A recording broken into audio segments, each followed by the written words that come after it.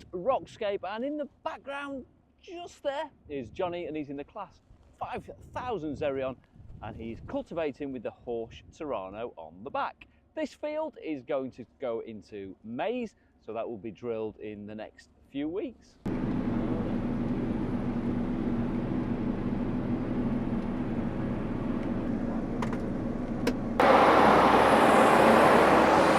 And Jonny's working this land down before they come in with their new